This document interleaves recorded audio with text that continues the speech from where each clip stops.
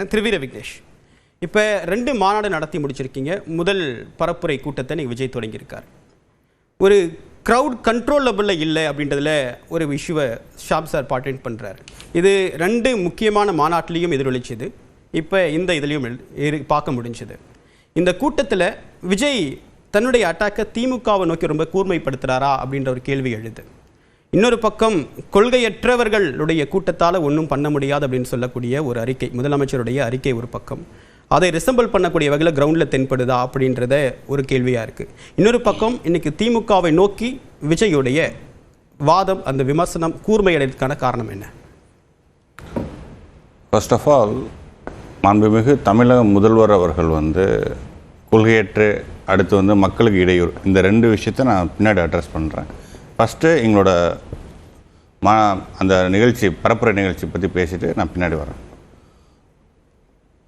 திருச்சி மண்ணில் 1974 எந்த காரணத்திற்காக இந்த திமுக டைனாஸ்டி ரூலுக்கு எதிராக தான் அன்னைக்கு குடும்ப தலையீடு, அவர்களின் தனிமனித, அதாவது அமைச்சர்களோட மக்கள் விரோத செயல்களுக்கு எதிராக ஆரம்பித்தாரோ, அதே போல் இன்றைக்கு ஒரு குடும்பம், அப்பா பையன் பேரன்னு தமிழகத்தை ஜனநாயகத்தை மீட்பதற்காக புரட்சித் தலைவர் 74 வந்தார். 25 அதே திருச்சியில் தமிழகத்தின் ஜனநாயகத்தை மீட்பதற்கான திமுக டைனாஸ்டி ரூலை எண்டுக்கு கொண்டு வர்றதற்கான ஒரு கவுண்ட் டவுன் இன்னைக்கு திருச்சியில் ஸ்டார்ட் ஆயிருக்கு. இந்த எம்ஜிஆரை மட்டும் சொல்ல, அண்ணாவையும் சேர்த்து சொன்னார். இல்லை, நான் புரட்சி அண்ணாவை நம்ம எப்படி பார்க்குறோன்னா, தமிழ்நாட்டின் இருமொழி கொள்கையிலிருந்து ஒரு ஐடியாலஜிக்கல் இதுவாக எடுத்துக்கிறாங்க. அப்படி நீங்கள் பார்த்தாலும் அண்ணா அவர்களும் அவரோட தன்னோட ஃபேமிலியை கொண்டு வந்திருக்கலாம்ல. அண்ணாவோட உறவினர் திமுக விட்டு போயிருக்கலாம்ல. அவர் டெமோக்ராட்டிக்காக தானே இருந்தார். கலைஞருக்கும் இவருக்கும் சம்மந்தம் இல்லை. அது டெமோக்ராட்டிக்காக எலெக்ட் ஆனவர் தான் கலைஞர். ஒன்ஸ் அவர் எலெக்ட் ஆனதுக்கு அப்புறம் அதை ஃபேமிலி ப்ராப்பர்ட்டி ஆக்கிட்டாரு. அதுதான். அப்போ அண்ணா டெமோக்ராட்டிக்காக இருந்தார். நீங்கள் அண்ணாவை சார் ஒரு விஷயம் சொல்லுங்கள் சார், அண்ணாவோ எம்ஜிஆரோ இன்னொருத்தரோ அவங்க பாலிசிஸை நீங்க ஃபாலோ பண்றீங்களா? நீங்க டெமோக்ராட்டிக்கா இல்லைங்கிறதா பிரச்சனை. இல்ல வீர விக்னேஸ்வரன் முதல்ல இன்னைக்கு அரசியல் ரீதியான விமர்சனங்களை வச்சார். இன்னைக்கு விஜய் வச்ச விமர்சனம் அது கிடையாது. நீங்க வைக்கிறது உங்களை தனிப்பட்ட விமர்சனம்.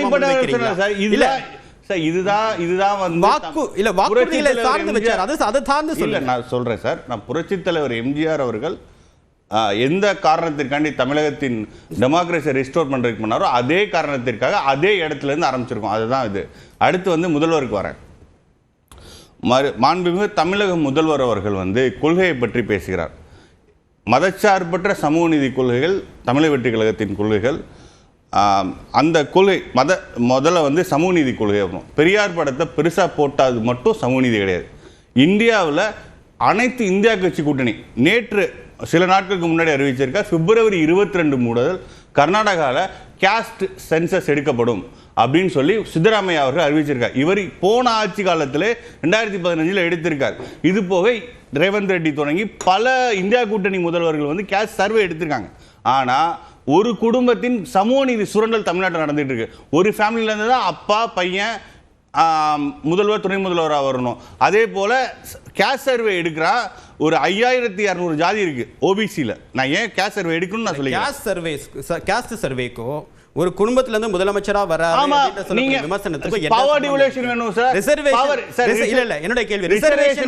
ரிசர்வேஷன் மூலமா ஒருத்தர் முதலமைச்சரா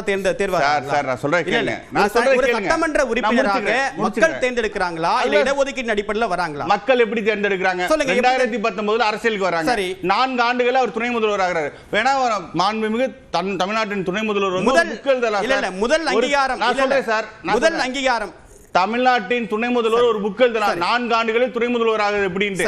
அது எப்படி அந்த ஃபேமிலியில பிறந்தனால தானே அந்த வாய்ப்பு கிடைக்குது. அது டெமோக்ரஸியா?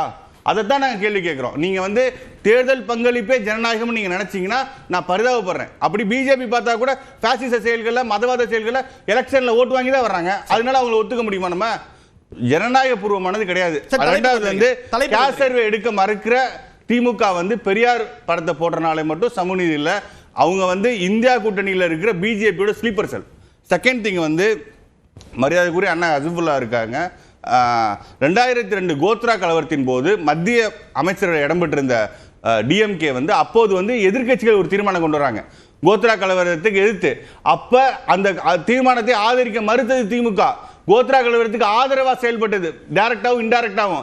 மூணாவது வந்து இதுவரையும் சிட்டிசன்ஷிப் அமெண்ட்மெண்ட் ஆக்ட் நமக்குலாம் தெரியும், அது இப்போ 2019 நம்ம பேசப்படல. ஆனா அந்த சிட்டிசன்ஷிப் அமெண்ட்மெண்ட் ஆக்ட்ல 6 அமெண்ட்மெண்ட் கொண்டு வந்திருக்காங்க. மூணாவது அமெண்ட்மெண்ட்டை ஆதரித்த கட்சி திமுக. அதுல தான் என்ஆர்சிங்கிறது மேண்டேட் ஆச்சு. இப்போ அதை வந்து ரீமாடிஃபை பண்ணி முஸ்லீம்ஸ் கிறிஸ்டின்ஸ் எல்லாம் சரி முஸ்லீம்ஸ் மட்டும் அதை வந்து பார் பண்ணியிருக்கிறது இப்போ ஒரு பிரச்சனை. பட் என்ஆர்சியை மேண்டேட் பண்ணதே திமுக ஆதரவு இல்லை. அப்படி இல்லை, இன்னைக்கு விஜய் பேசினதற்கும் இதுக்கு என்ன சம்பந்தம் இருக்கு? அதாவது கொள்கைங்கிறது இந்த மதச்சார்பின்மையை தன்னோட மத்திய அமைச்சர் பதவிக்காண்டி, தன்னோட உறவினரின் மத்திய அமைச்சர் பதவிக்காண்டி காத்தில் பறக்க விட்டது திமுக. அப்ப கொள்கையை பற்றி பேச தகுதியற்றது திமுக. அடுத்து முடிச்சுக்கிறேன், மக்களுக்கு இடையூறுன்னு ஒன்று சொல்லியிருக்காரு. ஒரே ஒரு அவர் குற்றச்சாட்டுக்கு நான் பதில் சொல்லணும், அதுக்காண்டி ஒரே ஒரு 5 minutes 2 minutes மக்களுக்கு இடையூறு இருக்காரு. விஜய் செஞ்ச பரப்புரை நீங்க இங்க செஞ்சிட்டு இருக்கீங்க சார். அதற்கான முதல்வர் சார் முதல்வர் எங்களை பத்தி இல்ல நேரா 5 பேர் கெஸ்ட் இருக்காங்க. இன்னைக்கு 5 கெஸ்ட் இருக்காங்க. எல்லாரும் அடுத்து ஒரே நிமிஷம் பண்ணிக்கிறேன். முதல்வர் வந்து பொதுமக்கள் இடையூறுன்னு சொல்லியிருக்காரு. 2007 மதுரையில் எங்க ஊர்ல நடந்த தினகரன் எரிப்பு எதுக்கு நடந்தது?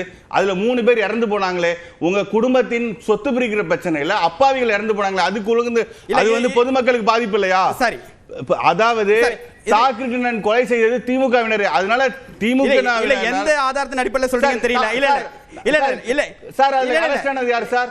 அது அரெஸ்ட் ஆனது யார்? இல்ல இல்ல இல்ல சரி, அதை விட இந்த முதல் சுட்டு கருத்து ஹபீசுல்லா. இல்ல இல்ல இதெல்லாம் தினகரன் தெருமேடை பரப்புரை கிடையாது. இல்ல இல்ல தெருமேடை பரப்புரை கிடையாது. இல்ல இல்ல இல்ல இன்னைக்கு விஜய் பேசின பரப்புரைக்கும் நீங்க பேசுக என்ன கருத்து சம்பந்தம் இருக்குன்னு தெரியல. திரு ஹபீசுல்லா இல்ல நன்றி. இல்ல அது அடுத்த சுட்டுக்கு வர நல்ல பாயிண்ட் எடுத்தீங்க. திமுகவினர் வந்து இல்ல இல்ல அடுத்த சுட்டுக்கு வர. இல்ல வீர விக்னேஸ்வரன் வெயிட் பண்ணுங்க. இல்ல இல்ல இன்னும் 5 கெஸ்ட் இருக்காங்க. இன்னைக்கு எல்லாருக்கும் சரிசமமான நேரம் தரணும். ஹபீசுல்லா, இன்னைக்கு விஜயோடைய வாக்குறுதி திமுகவுக்கு அந்த விமர்சனம் அப்படின்றது திமுகவுக்கு நெருக்கடி ஏற்படுத்துதா?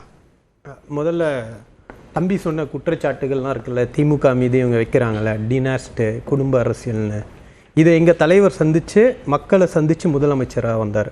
20 வருஷத்துக்கு முன்னாடி இன்னைக்கு முதலமைச்சராக இருக்கக்கூடிய, இன்னைக்கு திமுகவுடைய தலைவராக இருக்கக்கூடியவர்கள் மீது தலைவராக இருக்கக்கூடிய எங்கள் தலைவர் மீது வைத்த விமர்சனமும் குடும்ப அரசியல், அப்பானால தான் நீங்கள் வந்திருக்கீங்க, இல்லைனா வாய்ப்பில்லை அப்படின்னு சொல்கிறாங்க. இது அரசியல், இது குடும்ப தொழில் கிடையாது, குடும்ப பிஸ்னஸ் கிடையாது. நீங்கள் யாருடைய ஆதரவு பெற்று வாங்குறீங்க? 2021 யார் முதலமைச்சரின் முகம் என்று மக்கள் கிட்ட சொன்னோம், ஸ்டாலின் தான் வராரு அப்படின்ற ஒரு பிரச்சாரத்தை செய்து தான் அவர் முதலமைச்சராக வந்திருக்கார். அதனால் இது ரொம்ப ஜனநாயகத்தை ரொம்ப கேவலப்படுத்துறது. இந்த மாதிரிலாம் வந்து நீங்கள் வந்து எப்படி முதல்வர் ஆனீங்கன்னு, இதை எடப்பாடி பழனிசாமி டெண்டர் விட்டு வாங்கினாருன்னு சொல்ல முடியுமா? தாவேகாவால் சொல்லுது. அது எப்படி அவர் தேர்ந்தெடுக்கப்பட்டாங்களா? அவர் தேர்தலில் சந்திச்சாரா? டெண்டர் யார், கூவத்தூரில் என்ன நடந்துச்சுன்னு தெரியும்ல, அதை சொல்லுவாரா? அதெல்லாம் கிடையாது. ஏன்னா திமுகவை எதிர்ப்பதற்கு ஒரு காரணம், அது புளித்து போன ரொம்ப கத்தி வந்து மங்கி போயிடுச்சு, அந்த மங்கிய கத்தியாக அது இருக்குது. அதனால் இதை தொடர்ந்து பேசுகிறதுனால எந்த களத்துலையும் பாதிப்பு வராதுன்றதை நான் சொல்லிக்கிறேன். கோத்ராவை பற்றி பேசினார். 2002 வந்து நாங்கள்